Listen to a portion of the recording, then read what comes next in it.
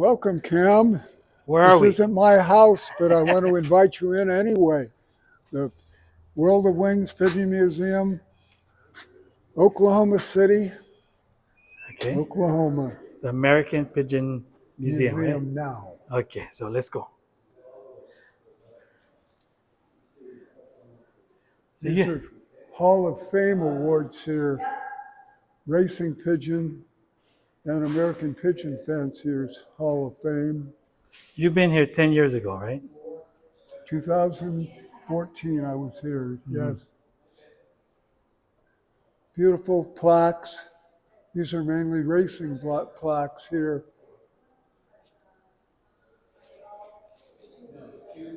This one, unfortunately, is not kept up to date. It only goes up to 2000. No, because we got the wall. The walls. Oh, and here's the library. This is much nicer than the last time I was here. Beautifully put together. This is where your research is done for books. If you want to go back and about the famous fanciers who affected the growth of the pigeon hobby. This is a new one right here. I haven't seen this one before. This is the Lifetime Achievement Award. First one is the year 2000. My God, they even got my name on there. And your name was? What famous people? Drew Lobenstein, Jerry Ganji, Keith Castillo, Brad Childs, Ed Pointer, John Hepner, Rick Barker, Donovan White, Dennis Soares, Frank Birachina, Stan Luden. Who's who in the pigeon fancy? All recorded for posterity. What I find impressive is the way the art is laid out. It's really artistically done. The last time I was here, it was put up rather rapidly and not nearly as beautifully displayed as it is now. We're so happy and so lucky to get a setup like this. We're looking at the Hall of Fame. Boy, that's even bigger than the last one we looked at because it goes back to 1957. How appropriate. The leadoff name is Wendell Mitchell Levi. And what is he as important? Why is he He was important the too? author of The Pigeon, the Bible of the pigeon hobby, so to speak. He wrote about 3 books on squabs, on pigeons in general. He was the author of the Boy Scout Merit Badge book. He was a lawyer, practiced law in Sumter, South Carolina for 50 years. He You was wrote a a book too, right? Levi, No, you. How many books have you written? 2. Two. Right on. Yeah. Okay, let's go to the It's next. wonderful to look at the names on there. It's just most of these people I had to write up in the history of the NPA. So when I see a name, like John Sandy in Des Moines, Iowa, I know right away he was responsible for 3 national shows within a period of 4 years. Imagine putting on 4 of them, or 3 of them in that short a period of time. So let's go to the next room. That's really, really nice.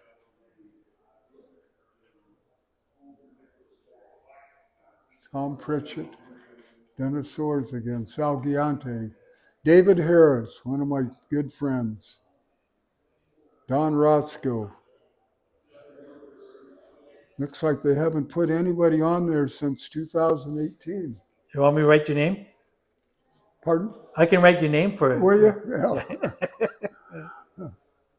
Let's go to the next room. Master Breeder Okay. Awards. Here we go. Wow. All the way back to 1930.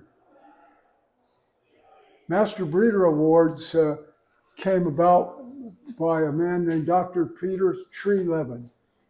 He came up with this idea. He saw something similar to it in a horse, in the horse fancy. He thought it would be a great idea to include that in pigeon. So here he is. Oh boy, more Master Breeder Awards. Are you a master breeder? I am. I'm trying to look where we've got it. Let's see, am For I at what? the bottom of the list? Yep, I'm way down here. For what? The bottom row, just about.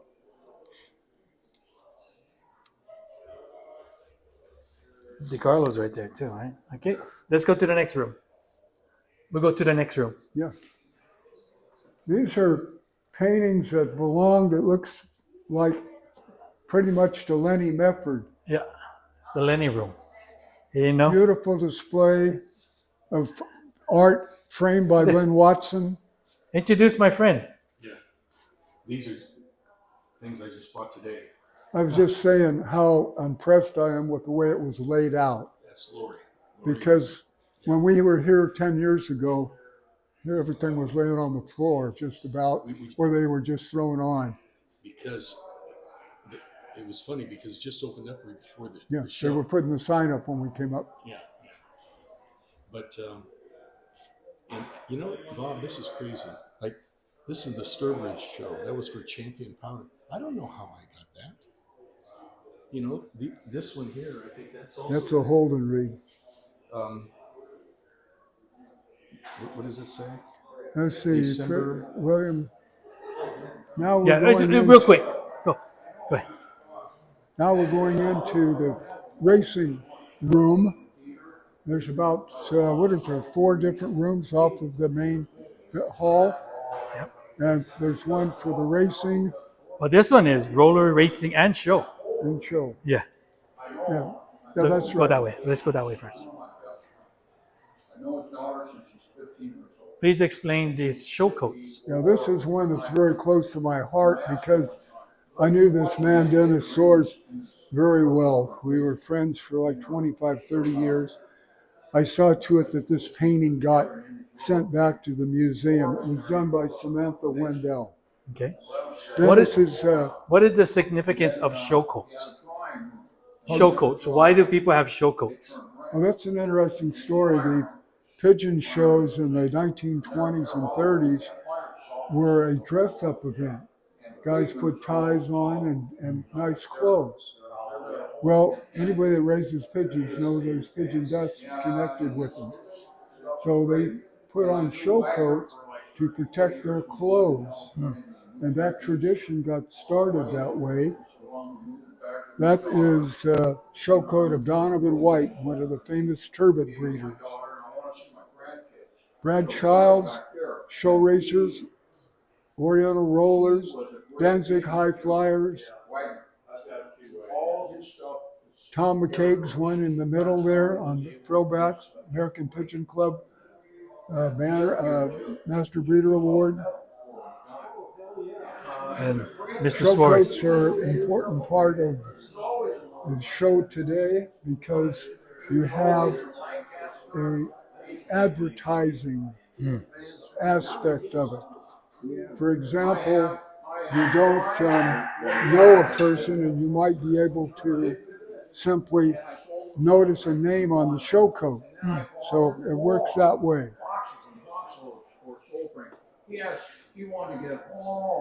This over here is a very interesting display of time clocks. That's not my forte, so I can't make too many comments on that. You can do about this one.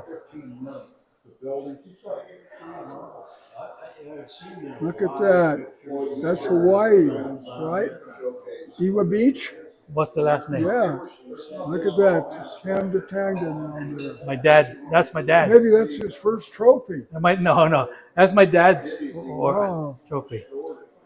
He won it for the average speed.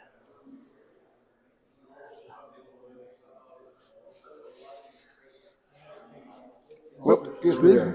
How you? I'm okay. I wanted to see Sherry's painting, but I they haven't been rotated down it around. I wonder.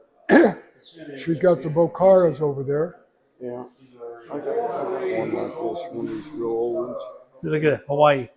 Oh yeah, cool. Look at that. This Where'd that display is one that's very close to my heart because I was involved with the Los Angeles Pigeon Club purchasing this display case. I believe that we donated about $500 or $600 for this display case for us to put in memorabilia from the Los Angeles Pigeon Club. One of our traditions is to award what we call a Legend of the Los Angeles Pigeon Club mug for the champion of the 20 largest breeds at the Pageant of Pigeon. And in order to get on one of those cups, the person has had to have a big influence on their breed and done a services for the Los Angeles Pigeon Club. Uh, the cups are collector's items now that people treasure and look forward to each year. The very first one is Don H. Andrews, the man that really made the Los Angeles Pigeon Clubs. But you're Their forgetting clubs. one qualification that you need to do to be on the cup. He made, well, you have to be dead to be on the cup. Some people call it the dead man's The cup. dead man's cup. And there's a reason for that. We found out in the beginning when we were talking about it, it was hard to get an agreement who belonged in there because guys wanted to get themselves on there. So we decided we'd make it a posthumous award. So in order to get on the cup, you have to be dead. There's That Dennis settled again. all the arguments. Yep.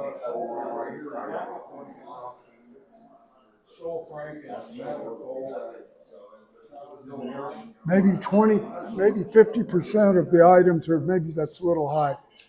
At least 25% of the items in this museum are on loan from this man, Lenny Mefford.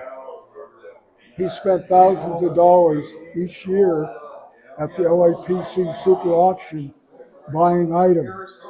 Before his death, he loaned hundreds of items here, and the club owes a deep debt of gratitude for his generosity.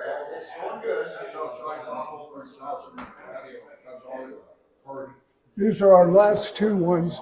They were just put on this today. Chuck Zeller and George Masucci.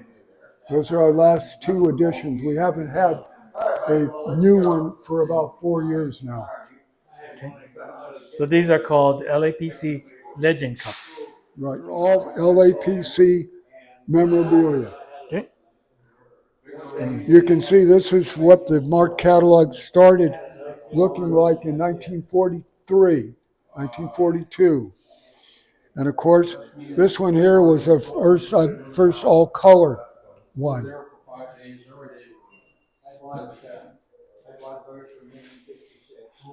This here is all the shows the Los Angeles Pigeon Club has sponsored over the years. And we talk about the size of the show, the numbers. We talk about the breeds that were the biggest numbers and exhibitors. No other club has sponsored as many national shows as the Los Angeles Pigeon Club. You got a picture of me, yeah. Yeah.